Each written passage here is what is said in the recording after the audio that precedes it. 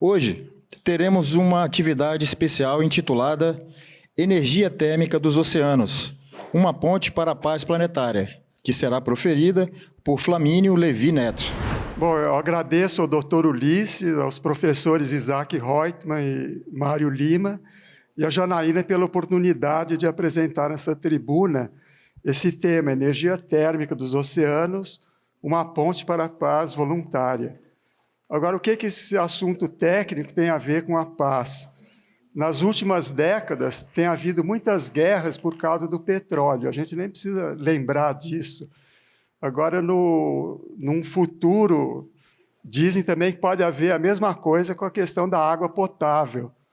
Então, se você tiver uma fonte de energia que, ao mesmo tempo, é limpa, renovável e funciona todas as horas do ano, e também produz água potável, você pode ter uma contribuição para a paz, porque a gente não precisa mais do petróleo, etc. Agora, além de motivar as guerras, o que o petróleo causa? Pelo menos 5 problemas gravíssimos. O primeiro é o aquecimento global, que a gente nem precisa falar, né? As ondas de calor, esses extremos climáticos, que ficam cada vez mais catastróficos e frequentes, são por conta da queima do petróleo. Também o problema da chuva ácida. Então, da Revolução Industrial até os dias de hoje, a acidez dos oceanos já subiu 30%. Isso daqui afeta a vida marinha. Tem também a poluição do ar, que está ficando irrespirável em alguns centros urbanos. Uma coisa que pouca gente nota, quando você refina o petróleo, você produz lá o diesel, a gasolina, etc., sobra muita nafta, montanhas de nafta. O que eles fazem com isso? É a maioria desses plásticos descartáveis que a gente usa. E depois eles viram microplástico, e já existe nas águas minerais, até no sangue humano. E, finalmente, o petróleo ele é muito viscoso, então ele fica nas camadas profundas da Terra, e ele funciona como um certo amortecedor.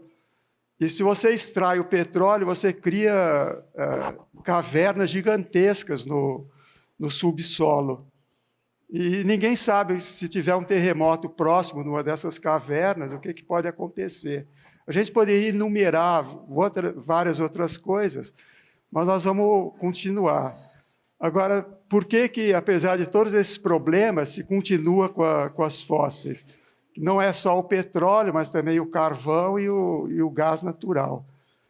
Então, tem motivos econômicos, tem muita gente que lucra com isso e não quer abandonar, mas essas energias fósseis, se você usar uma usina termoelétrica, que é movida ou a diesel, a carvão, ou a gás natural, elas geram um regime que se chama 24/7. O que isso quer dizer? São 24 horas, 7 dias por semana, e o ano em todo. Então, você aperta um botão e você tem energia. E se chama isso de energia despachável. Ela pode ser disponibilizada quando se bem entende. Toda vez que há uma demanda, você consegue produzir. Agora, isso daqui, elas não são renováveis, então é que nem um análogo a uma herança que você tem no banco, se você ganhou aquilo, cada vez que você precisa, você vai lá e retira. Mas um dia isso acaba, né? E desde já da primeira grande crise do petróleo, em 1970, começaram a pesquisar a energia eólica, a energia solar. Elas são excelentes, mas tem um detalhe, a energia eólica, dessas 8.760 horas do ano, aleatoriamente, ela gera 43% das horas. E a solar fotovoltaica, ela só gera 22% das horas. Então, elas são chamadas de intermitentes. As outras são despacháveis. E aqui, nesse mural aqui, tem uma série de informações. Depois vocês podem ver melhor, tem uma tabela aqui embaixo, que ela pega várias modalidades de energia e vê a porcentagem de cada uma desde 1900 até 2022. E se a gente pesquisar isso, o que ocorreu nesse período, a somatória das fósseis era quase 50% em 1900. E ela foi crescendo, crescendo, crescendo. Em 1970, quando teve a crise do petróleo, ela estava num patamar de 80%. Então, de toda a energia mundial, 80% fóssil. E com a crise do petróleo, tentaram reduzir isso e não estão conseguindo. E você vai de 1970 até 2022, está sempre num patamar de 80%. Então, a tecnologia atual ela não está dando conta de substituir o petróleo. O Brasil está muito melhor do que a média mundial. Esses números dados são do mundo. No Brasil, 50% só que é energia fóssil. E na geração elétrica, 80% do Brasil é renovável. Então, o Brasil ele tá muito bem, aparentemente, nessa fotografia, né?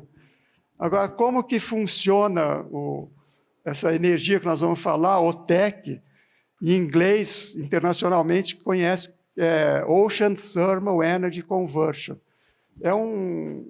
Isso já começou há mais de um século atrás, com Darson Val, que era um cientista.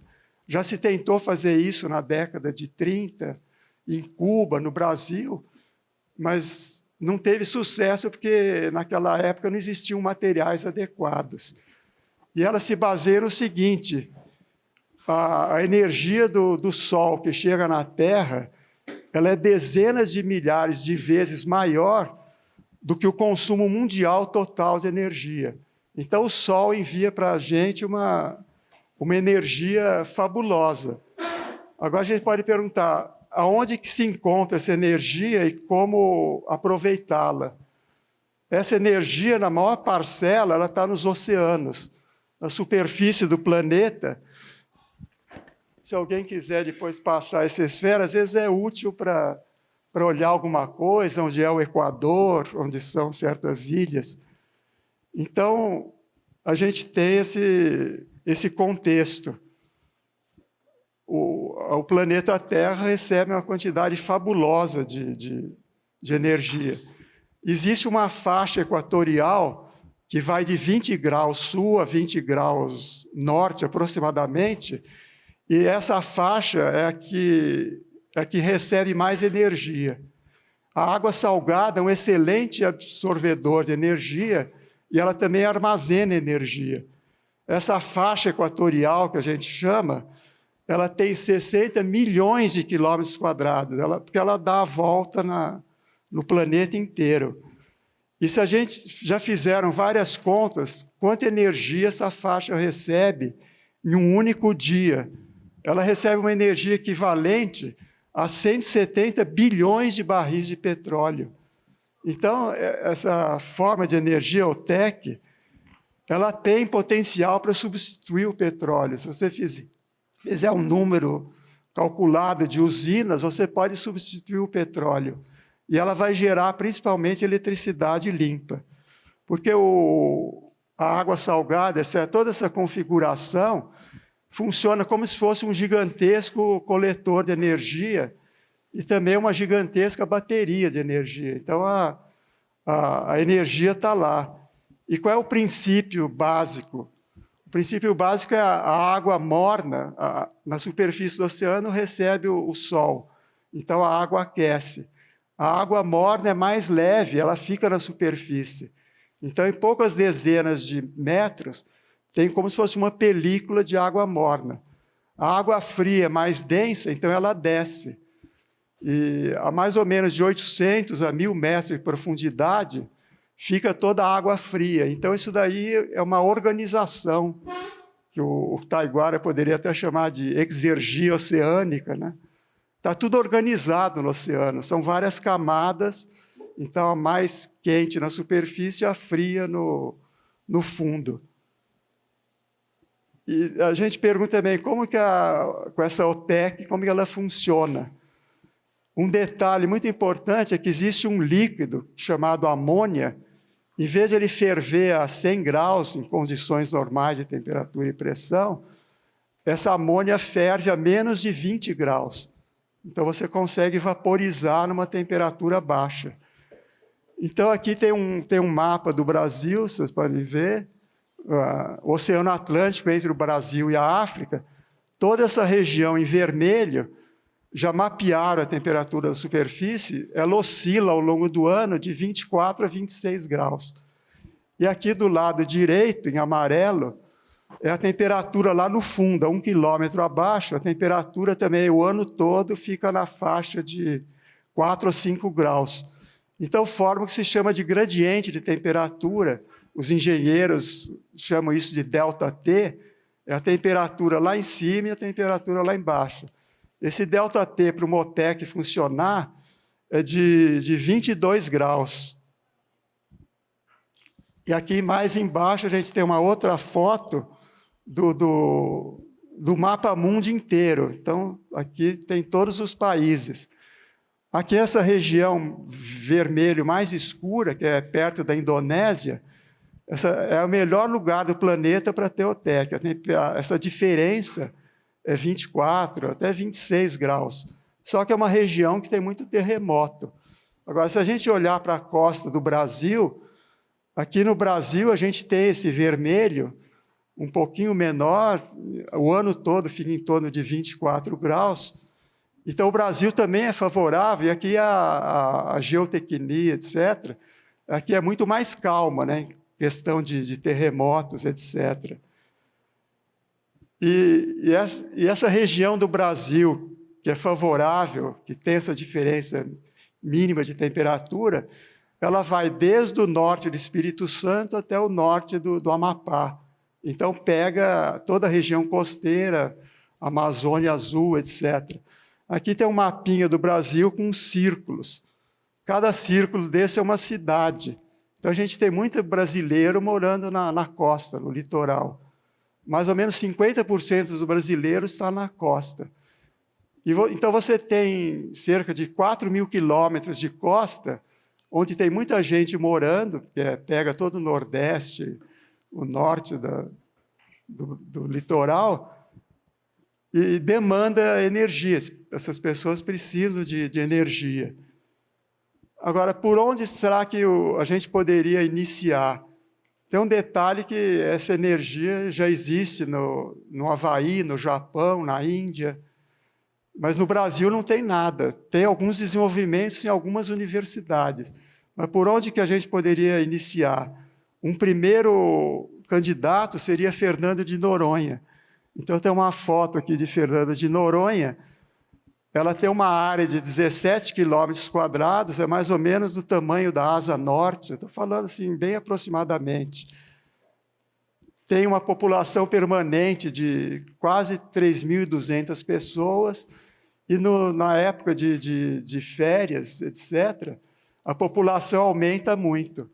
Um detalhe é que Fernando de Noronha, ela é considerada patrimônio ecológico, etc., etc., mas se a gente for olhar no dia a dia de Fernando de Noronha, 90% da eletricidade de Fernando de Noronha ela é por conta do diesel. Então, tem geradores diesel que abastecem aquela ilha. Só que o diesel ele tem um preço. Fernando de Noronha está a 350 quilômetros da costa. Para você levar o diesel em Fernando de Noronha, você gasta muita energia e dinheiro. Então, numa ilha que nem Fernando de Noronha, a OTEC é competitiva. O quilowatt-hora é mais barato do que o quilowatt-hora do diesel. Só que não tem OTEC ainda em Fernando de Noronha. No planeta existe o que eles chamam de SIDS, são Small Island Developing States. E nessas pequenas ilhas, o diesel é levado de navio e ele é muito mais caro para gerar energia do que uma OTEC, por exemplo. E 600 milhões de habitantes moram nessas pequenas ilhas. São ilhas habitáveis. Uma delas é São Tomé e Príncipe, que fica na mesma latitude de Amapá, mas lá perto da África, pertinho do Equador. Um outro lugar que poderia ser favorável para iniciar a OTEC no Brasil é Fortaleza. Agora, por que Fortaleza? O ITA, que foi o berço da Embraer, né, ele já funciona há mais de 70 anos em São Paulo, e recentemente eles decidiram criar um campus do ITA em Fortaleza. E o primeiro curso que vai ter lá vai ser um curso chamado de Engenharia de Energia. E eu já há alguns anos eu trabalho em parceria com o Carlos Nobre, então aqui do lado esquerdo tem artigos que nós publicamos sobre esse assunto, OTEC, no Valor Econômico, na Folha de São Paulo, etc. E acho que todos conhecem o Carlos Nobre, né, um climatologista, já foi premiado até na Inglaterra pela Royal Society, é o segundo brasileiro, depois de Dom Pedro II, que foi aceito naquela Royal Society por conta dos estudos que ele faz de mudanças climáticas, etc. E o Carlos Nobre já conversou com o reitor do ITA de fazer um laboratório em Fortaleza com o propósito que nem há 70 anos criaram a Embraer, o avião Bandeirantes, fazer algum esforço para criar uma OTEC em Fortaleza. Então, é um candidato, né? O Nordeste inteirinho é favorável. Agora, o que uma OTEC poderia produzir? Em primeiro lugar, a energia limpa, naquele regime 24/7. E é uma energia que está disponível, e se você colocar um número suficiente de usinas, você pode substituir o petróleo e eletrificar o planeta. Eu não acredito que o carro elétrico possa virar um sucesso sem uma OTEC. Se a gente olhar para a China, a energia elétrica do carro elétrico vem de queima de carvão. Então, a equação para o aquecimento global não fecha. O número 2, a OTEC, ela produz água dessalinizada. Então, aqui eu vou explicar um pouquinho melhor como funciona a OTEC, acho que aqui é até melhor. Ela tem alguns estágios. Então, isso daqui é uma bomba que bombeia amônia líquida, aquela que ferve a menos de 20 graus. Então, a amônia vem para um dispositivo, que é um trocador de calor, chamado evaporador. A água morna da superfície do oceano entra aqui a 26 graus e sai a 22. Dentro desse recipiente tem uma série de tubinhos onde entra a amônia. Com esse calor do oceano, a amônia aumenta de volume dezenas de vezes, vira vapor, e ela aciona um turbogerador que é ligado com um gerador elétrico. Então, você está produzindo aqui energia limpa. Agora, para esse vapor todo sair do turbogerador, isso daqui é um vapor de um grande volume, para voltar a ser líquido, você pega a água fria do oceano, joga no condensador, e essa água fria ela vai resfriar o vapor até virar líquido de novo, e a gente fecha um ciclo. Isso daqui na engenharia chama ciclo Rankine orgânico. É um ciclo de produzir energia. Isso daqui fica o ano todo produzindo energia. Agora, essa água que sai aqui do evaporador a cerca de 20 e poucos graus, se você colocar essa água numa câmara de vácuo, é um evaporador flash, o vapor sai e o sal fica. Então, você produz água dessalinizada. Então, a gente pode voltar aqui, é o número 2, a água dessalinizada. É que nem a água de chuva, é uma água estéril, não tem minerais, você não pode viver dela só numa emergência, mas se você adicionar os minerais, vira água mineral. Então, aquele problema de disputa por água potável, a gente pode resolver com essas usinas.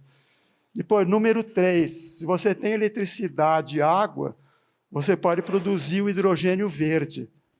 Um detalhe que isso daqui, em geral, é no oceano, é offshore. Um lugar mais favorável para fazer hidrogênio verde, que é muito poderoso quando ele entra em ignição, é só lembrar lá do Zeppelin, né? É no meio do oceano. Então, é um lugar bom para produzir hidrogênio verde. Um detalhe do hidrogênio verde é que ele precisa de um dispositivo que chama eletrolisador, e ele tem que funcionar no regime 24/7. Você não pode ficar ligando e desligando. Então, eólica e solar fotovoltaica sozinhas não dão conta de produzir hidrogênio verde em 100% das horas do ano. E na Motec você produz o hidrogênio verde. Depois, o número 4, a gente fala já da vida, que nem tem na Terra o NPK, né, o nitrogênio, fósforo e potássio.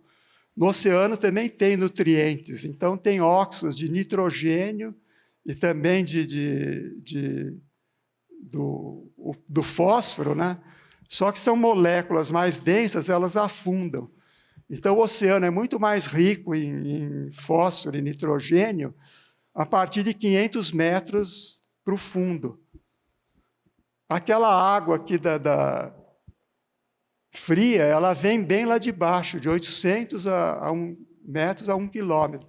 Então, o tubo de água fria, ele traz uma água pura, rica em nutrientes. Então, onde tiver o Motec, a vida marinha ao redor ela é beneficiada. Isso beneficia os fitoplânctons, as algas, os corais. E um dos principais sequestradores de CO2, que tira o carbono da atmosfera, que causa efeito estufa, são as algas marinhas, porque o oceano é 71% da superfície. Como destruíram 2/3 das florestas, hoje em dia os oceanos captam mais CO2, retiram da atmosfera, do que as próprias florestas. Então, a gente tem aí um coquetel de vantagens. E também existe planos, a gente vê nos jornais, que eles querem explorar petróleo na Amazônia Azul, no litoral, ali perto da foz do Amazonas. E a ministra Marina Silva, ela não tem argumentos técnicos para se contrapor a isso. O país quer crescer, a economia precisa crescer, mas nós estamos nessa revolução industrial, sem olhar para o resto do planeta, para as vidas, etc., há 250 anos, explorando, a gente não faz nada renovável. E você poderia fazer, em vez do petróleo, explorar a OTEC na Amazônia. O Carlos Nobre ele defende essa ideia. Onde existe em operação atualmente? Então, em 2007, já existem 2 OTECs no Havaí. Uma pertinho que chama onshore, é pertinho da praia, é até uma planta que faz um monte de desenvolvimentos para aperfeiçoar a OTEC, e uma outra dentro do oceano. E desde 2007 que eles fornecem energia elétrica para uma vila do Havaí. Então, isso daqui é possível, já existe. Existe também em Okinawa, no Japão, que é sul do Japão, então é perto daquela faixa mais aquecida do oceano, e existe na Índia.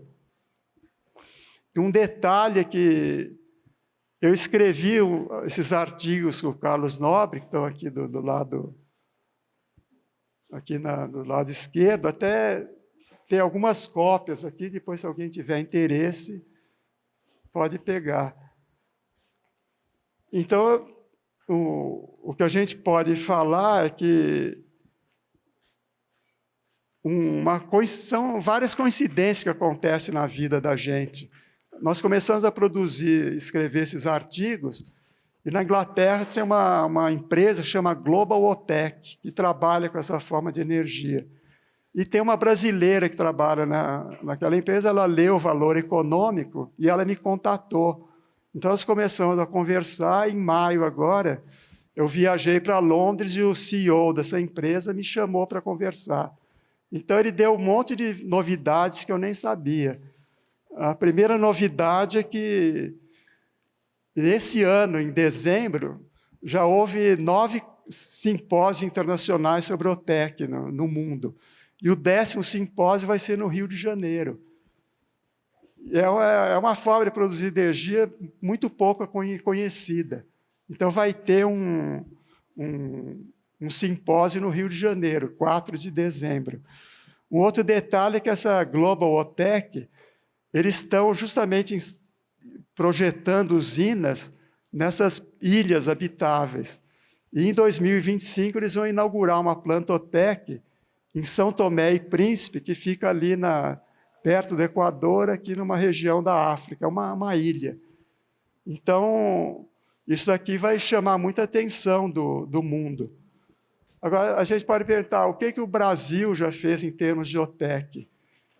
O FRJ está muito avançada num detalhe importante da OTEC. Isso daqui é uma planta OTEC, é só um exemplo, né? Ela está no oceano, tem muita semelhança com uma planta de petróleo em águas profundas. Então, ali em cima tem todo lá o evaporador, o condensador, as bombas, o gerador. Agora, para trazer a água fria, esse tubo aqui, em geral, tem até 1 quilômetro de comprimento. E como o oceano é dinâmico, esse tubo tem modos de vibração, ele vai flexionar para lá e para cá. E OTECs que tentaram fazer há um século, 50 anos atrás, não deram certo, porque eles faziam esse tubo aqui de aço. A primeira coisa é que o aço ao carbono, que é barato, ele oxida no ambiente marinho. Agora, hoje em dia, já existe polietileno de alta densidade, material compósito reforçado com fibra de vidro, etc. Então, esse tubo de 1 quilômetro é um grande desafio.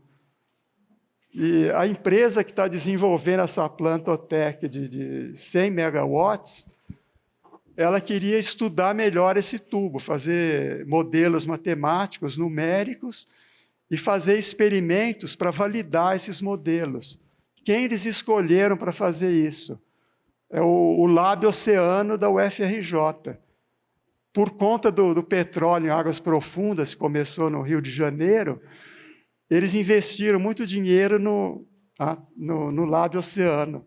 Então, aqui tem uma foto do Lab Oceano. Aqui tem uma OTEC em escala sendo testada lá no Rio de Janeiro. Então, o Rio de Janeiro ele é pioneiro nisso, por isso que o simpósio vai ser no Rio de Janeiro.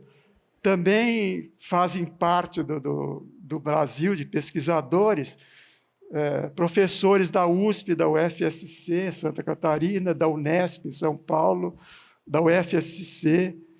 Então, a gente tem muita coisa já em curso no Brasil. Então, agora, já concluindo, o que a gente pode fazer em Brasília para essa tecnologia sair do papel? Então, isso daqui é uma coisa pessoal que eu assumi junto com o Carlos Nobre, a gente divulgar essas informações, fazer palestras que nem essa, só que com muito mais conteúdo técnico, científico, com slides, PowerPoint, etc., no MMA, né, no Meio Ambiente, no Ministério de Minas e Energia, Ministério dos Transportes, no Ministério da Defesa, na Marinha, na Câmara, no Senado, na Petrobras e qualquer outra instituição.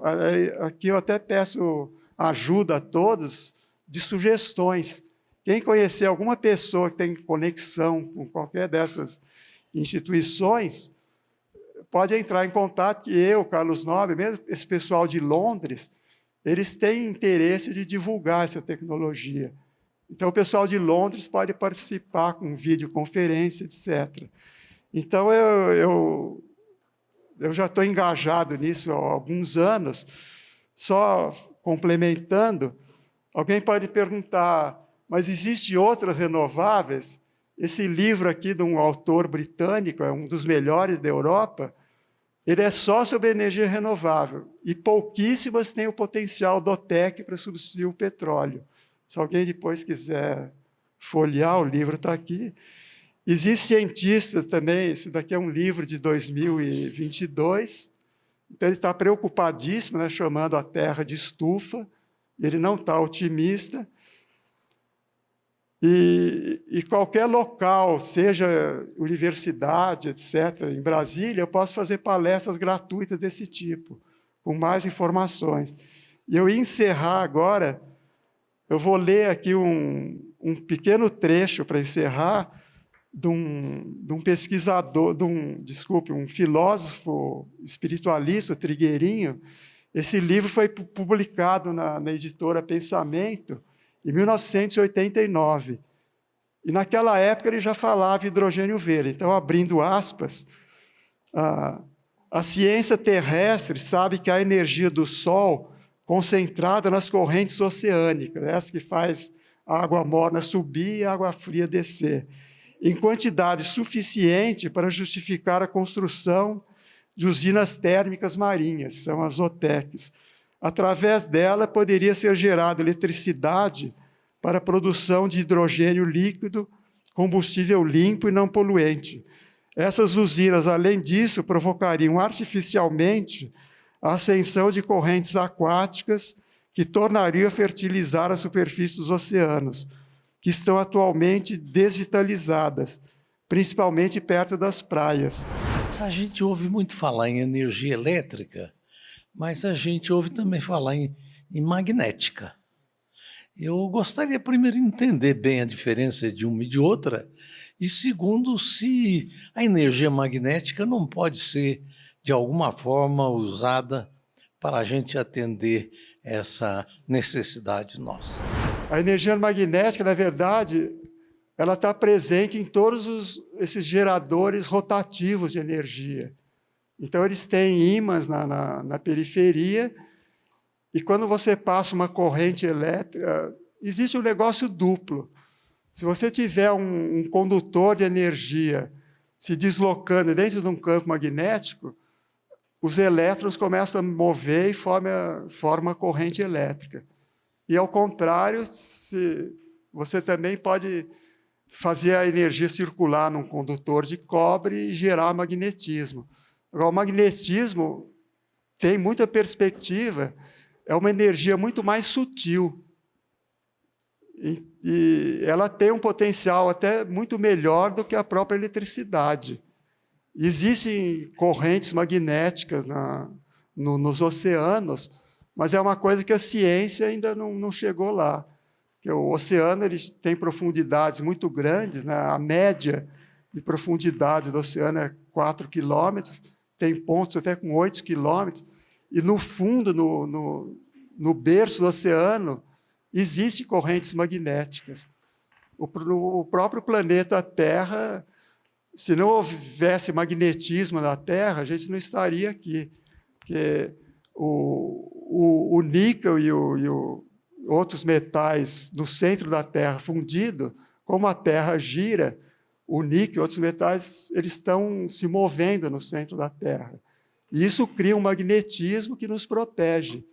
Todo o vento solar ele não nos atinge aqui na superfície, e o campo magnético da Terra desvia. Agora, é uma coisa realmente muito promissora. Mas a gente tem também que... Dizem que isso daqui vai ser possível quando a humanidade for menos materialista e olhar mais para o magnetismo. O investimento inicial para você implantar um projeto desse, se ele é muito elevado, e também sobre se houver algum acidente, por exemplo, se essa amônia ela vazar, qual o risco que isso pode causar, esse tipo de questão? Infelizmente, o investimento inicial é elevadíssimo. Até que, atualmente, essa energia só compete com esse diesel que vai para as ilhas, que fica muito mais caro por conta do transporte. Então, o custo é muito elevado. Só para dar uma ideia, essa usina OTEC de 100 megawatts, que tem esse tubo de água fria, esse tubo de água fria tem 4 metros de diâmetro, então é uma coisa caríssima. Então, ela é muito cara. Por isso que o Departamento de Energia dos Estados Unidos, que é riquíssimo, investiu nisso, porque eles são trilionários. Por isso que eles investiram. Agora, se a gente olhar o que aconteceu no Rio Grande do Sul, quanto vai custar para você refazer aquilo tudo? Então, o Carlos Nobre fala muito que o que você gasta em prevenção, a OTEC é uma prevenção, é muito menos do que você gasta para remediar um acidente. E eu lembro também, na Copa do Mundo no Brasil, fizeram 8 estádios de futebol caríssimos, você podia ter feito 8 OTECs. Agora, o custo realmente é muito caro. Agora, a segunda parte... é a amônia. A amônia realmente é um calcanhar de Aquiles se ela vazar. Então, existe muita proteção, mas um dos problemas é justamente você não deixar a amônia sair desse circuito aqui fechado. Esse tipo de OTEC esquematizado é chamado de OTEC de ciclo fechado. E ela usa amônia, ou freon, ou propano, mas realmente tem que ter essa segurança muito bem controlada. Agora, energia nuclear, petróleo, são muito piores. Dizem que uma das poucas coisas que pode destruir a alma humana é uma explosão atômica. Porque a alma ela reencarna centenas de vezes, é considerado um núcleo imortal na nossa região cardíaca. E uma explosão atômica destrói a alma humana. A alma humana tem que voltar, aquela mônada, o espírito, tem que voltar para o reino mineral e fazer toda a evolução de novo, mineral, vegetal, animal, humano. E o petróleo já teve vazamento, né, em vários locais, no Alasca, etc. Bom, todo mundo já sabe. Agora, existe esse risco da amônia, sim. Mas é menor do que radiação nuclear e petróleo.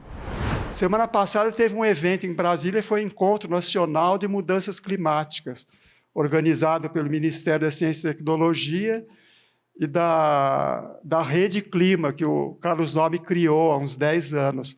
E eles já dizem que 1,5 já provocou essa catástrofe no Rio Grande do Sul, mas que vai chegar nas próximas décadas a 2 graus. Então, já está ocorrendo. Infelizmente, os polos da Terra são as regiões mais vulneráveis, onde essa diferença de temperatura a mais, ela é mais intensa. E os polos, as geleiras estão derretendo. Agora, o gelo é branco, então ele reflete a energia do Sol. Isso aí se chama albedo. Dos trilhões dos terawatts de potência que chega do Sol, são 170, 50 a Terra reflete. Chama albedo terrestre. Ele manda de volta para o espaço. E os polos refletem muita radiação solar de volta. Agora, quando uma geleira derrete, ela vira água salgada. A geleira branca reflete, a água salgada absorve o calor. Então, você cria um ciclo vicioso. Derrete a água salgada absorve mais calor, derrete mais, é uma bola de neve. Então, o nível dos oceanos está subindo, já subiu alguns centímetros, e esse processo está acelerado. Então, nível oceano subindo, calor aumentando, isso aqui começa a dar efeitos nos continentes também. O excesso de calor faz as minas d'água desaparecerem, os lagos vão secando, os rios vão diminuindo a vazão, e vai dando erosão, porque onde tinha uma floresta, a água infiltra e vai para o subsolo. Fica ali guardadinha. Quando você tem seca, essa água volta e abastece as minas. Agora, se essa água começa a escorrer, você começa a ter erosão. Então, minerais na superfície da Terra se deslocam, mudam o magnetismo da Terra, e os pássaros, eles andam pelo planeta, eles não precisam de passaporte, eles andam se orientando pelo magnetismo do planeta. Se começa a ter muita erosão no solo e os campos magnéticos se alteram, os pássaros, eles começam a ter dificuldade de se orientar. Os pássaros, eles comem muitas pragas, não só os pássaros, mas também as abelhas. Então, os pássaros, as abelhas, se eles começam a ser perturbados, vai ter mais pragas. Então, vai criando uma série de problemas que começou lá com o aquecimento. Então, é uma coisa... ela vai que nem aquele dominó, que você derruba o primeiro e vai derrubando os outros. Então, é urgente que a gente comece a descarbonizar o planeta. E hoje em dia, desde a crise do petróleo até hoje, as fósseis continuam predominando no planeta. Mas, quando a gente perturba a vida, até se tiver um minutinho para explicar, isso aqui pode até ser motivo de uma outra apresentação. Isso daqui é o planeta Terra, que tem, estima-se, 4,6 bilhões de anos. Então, o número 1 é a criação da Terra. Eu vou ser bem rápido, vou pular uns números. Quando a Terra foi criada, os continentes, etc., tinha muitos vulcões. Os vulcões soltam CO2 e outros gases que a gente não consegue respirar. Então, até alguns bilhões de anos, a atmosfera da Terra era irrespirável. Então, depois de quase 3 bilhões, vieram as cianobactérias. Elas funcionam analogamente à fotossíntese. Então, as primeiras cianobactérias começaram a transformar o CO2 e metabolizar aquilo e sequestrar o carbono da atmosfera. Começou a guardar isso. Depois o professor Isaac Reutemann pode até explicar melhor. Mais 1 bilhão de anos vieram as algas marinhas. Então, as algas marinhas também transformam dióxido de carbono em oxigênio e metabolizam uma parte que é a energia para elas viverem. Mais 1 bilhão de anos vieram as florestas. Então, depois de muito tempo de florestas, finalmente o oxigênio da Terra ficou respirável, daí vieram os vertebrados, etc. E aqui no finalzinho, aqui no número 8, começaram os nossos ancestrais humanos. Então, até chegar no número 8, demorou bilhões de anos. Então, aqui no finalzinho, vieram os humanos. E no começo, tudo bem, é uma população pequena. Na Revolução Industrial, a população era menos de 1 bilhão de habitantes. E depois, com a Revolução Industrial, a população cresceu exponencialmente, começou a queimar carvão, etc. Então, nesse finalzinho, está se destruindo praticamente mais de 4 bilhões de evolução para fazer com que a nossa atmosfera ficasse respirável, com oxigênio, que a gente respira, graças a Deus, nitrogênio, que é um gás inerte, que não explode. Então, essa nossa atmosfera, o Criador celeste, ele levou 4 bilhões de anos para criar um ambiente aqui saudável para a gente. E, hoje em dia, se envenena o ar, se envenena a água, se envenena a terra. Então, realmente, a gente precisa virar uma chave e sair dessa espiral destrutiva, né? Nós, justamente, os Homo sapiens, estamos... O Krishnamurti, acho que na década de 70, já falava: "We are destroying this planet." E, realmente, se a gente não parar, os nossos filhos, os nossos netos não vão chegar até a nossa idade, porque isso daqui já é coisa de poucas décadas. E eu vou só complementar o que ele respondeu agora aqui, que, na realidade, nenhum ser vivo... Eu queria dar uma visão, Flamínio, da energia sob o ponto de vista biológico. Não existe nenhum ser vivo que não dependa da energia. E nós vivemos num planeta quase morto, não tem energia própria. Ele não irradia nenhuma luz, né? E nós dependemos, há bilhões de anos, do Sol. Toda a energia, e direto ou indiretamente, vem do Sol. E as primeiras formas de vida, elas fizeram um arranjo celular, um arranjo biológico, no sentido de transformar a energia luminosa do Sol em energia química. E foram desenvolvidos. Os primeiros seres, se crê que são micro-organismos desprovidos de núcleo e com muito pouca organela organizada. São os procarióticos. Eles evoluíram para os seres eucarióticos, que são células que têm núcleo e têm uma organela específica para produzir energia, que é a mitocôndria. Houve também na evolução, dentro do reino vegetal, a formação de uma organela responsável pela produção de energia no reino vegetal, que é o cloroplasto. E na realidade, essa energia do Sol, sob o ponto de vista biológico, ela é feita por um fenômeno chamado de fotossíntese, que existe em bactérias, em algas e nas plantas verdes, né? Praticamente. Existem algumas plantas que não têm fotossíntese, mas têm um fenômeno semelhante. E, na realidade, essa fotossíntese, ela, ao nível do cloroplasto, ela transforma energia luminosa em energia química.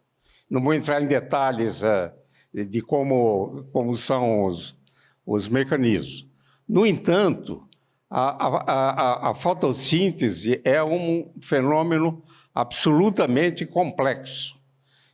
Houve avanços de se entender a fotossíntese, essa transformação de energia luminosa em química. Eu me lembro que nas aulas, quando eu falava sobre fotossíntese, e isso era no período militar, né?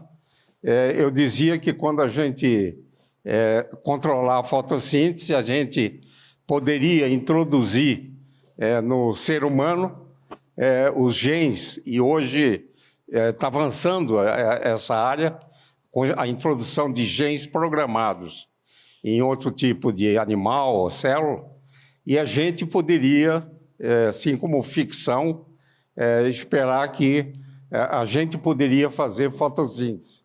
A gente seria provavelmente de cor verde, né?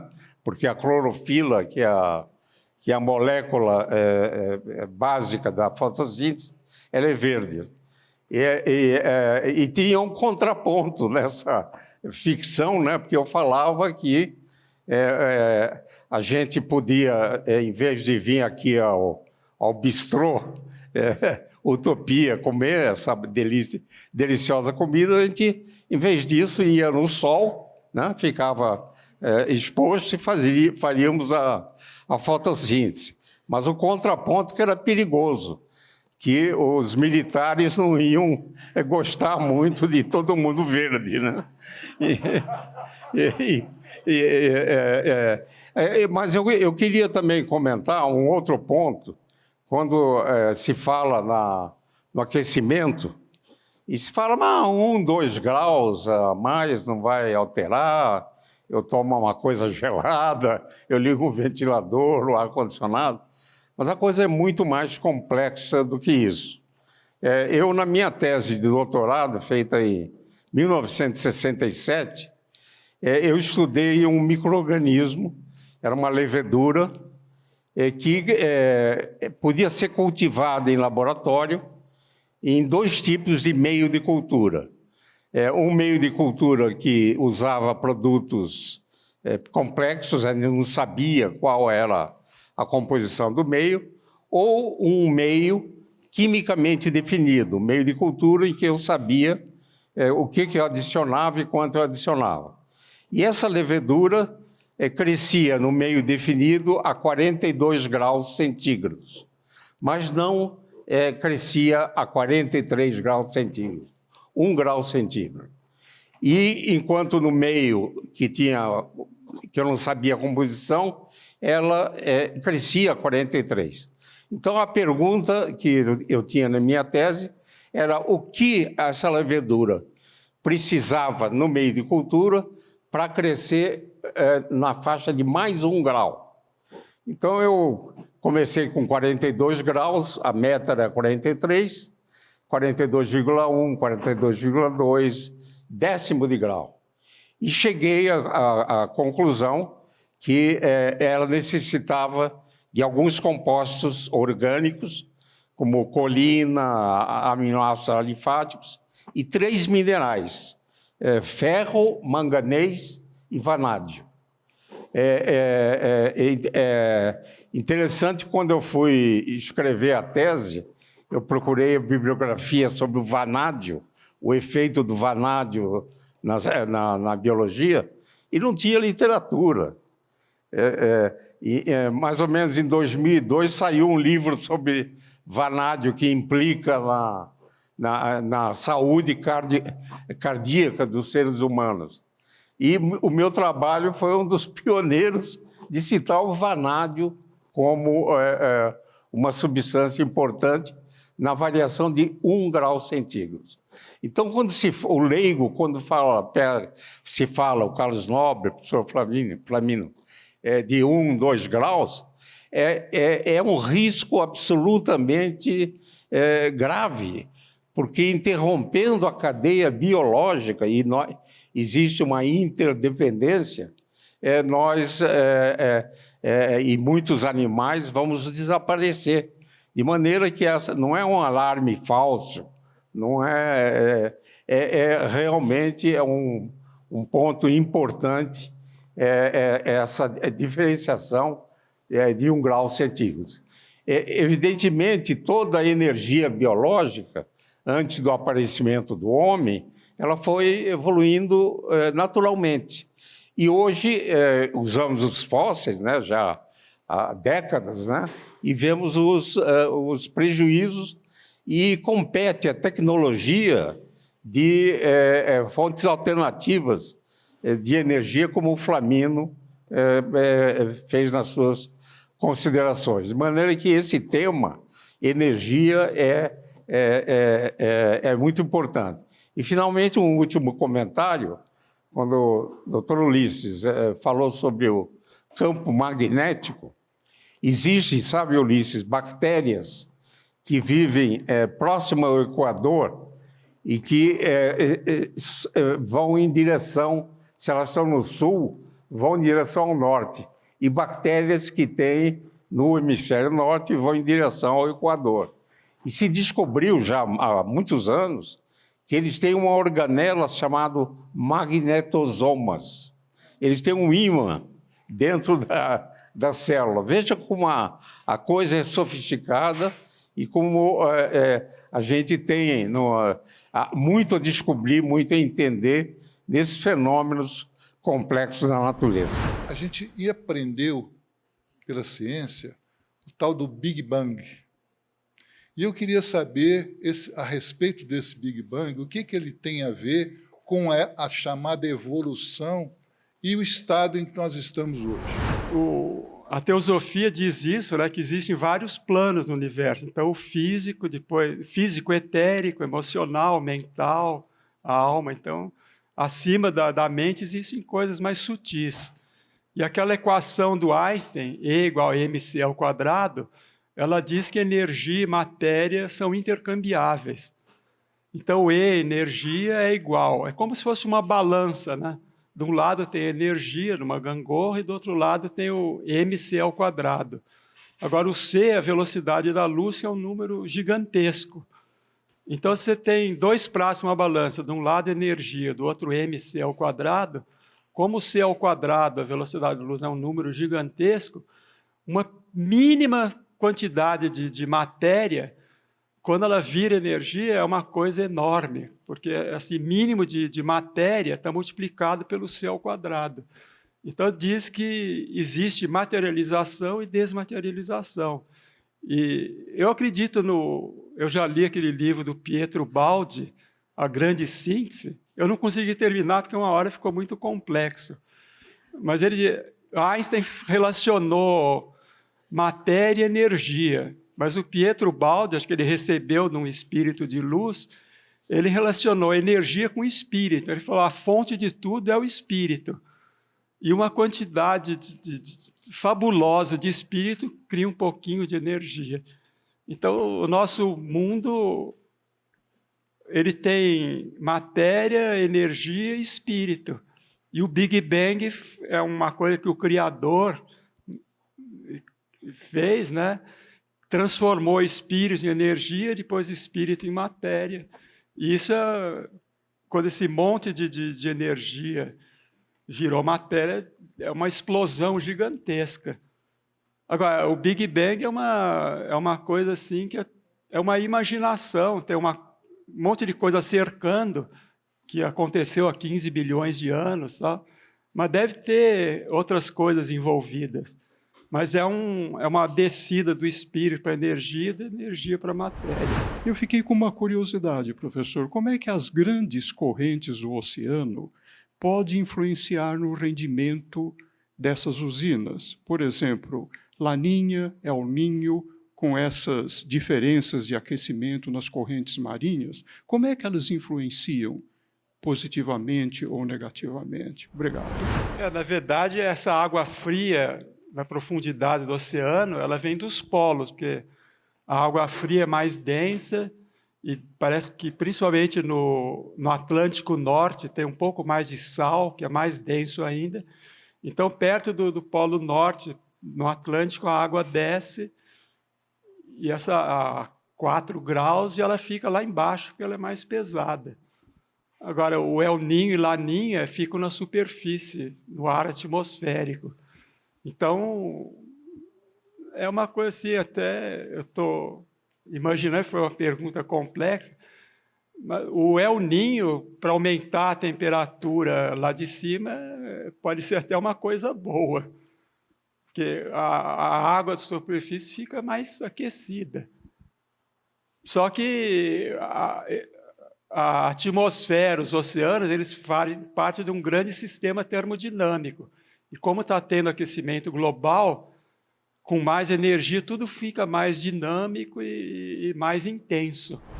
Que a impressão que dá pelo noticiário que está aí é de que se esse ano nós tivemos uma situação tão difícil para o mundo, não foi só o Rio Grande do Sul, não, o mundo todo.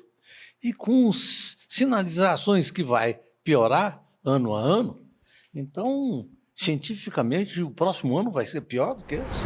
A tendência, continuando a queimar carvão e petróleo, é de piorar. Eu gostaria só de encerrar com uma frase do Einstein, que ele diz: há uma única ciência, muitos para dividi-la e poucos para estudá-la. Quando a gente realmente quiser estudar a ciência, como fala a teosofia, né, que de forma ecumênica, eu acho que os problemas vão se resolver. E eu sempre digo que dentro dessa alma viajante, nós temos várias sementes sendo plantadas. E isso é exatamente o que nos dá uma palavra que nós temos muito forte, que é a esperança. Então, existem 3 anjos que em várias culturas são colocadas de maneira muito diferentes. O construtor, existem fases da Terra em que esses anjos são muito proeminentes. O mantenedor, também existem fases, em que esses anjos também atuam com muita força. E existe o destruidor, que também é um anjo muito importante para a renovação da vida. Então, sempre que se destrói alguma coisa, outras estão se construindo. Essa é uma lei da vida, Então, hoje nós estamos destruindo muitas coisas, e isso é muito ruim. Mas, com certeza, outras estão sendo criadas. E nós estamos atravessando uma fase que os antigos chamavam de Kali Yuga, que é exatamente essa fase da matéria, muito materialista. E essa fase materialista, ela precisa ser atravessada por nós. como um teste, né? A vida é cheia de testes para a própria vida. E os seres humanos precisam atravessar essa fase materialista para sair do outro lado mais espirituais.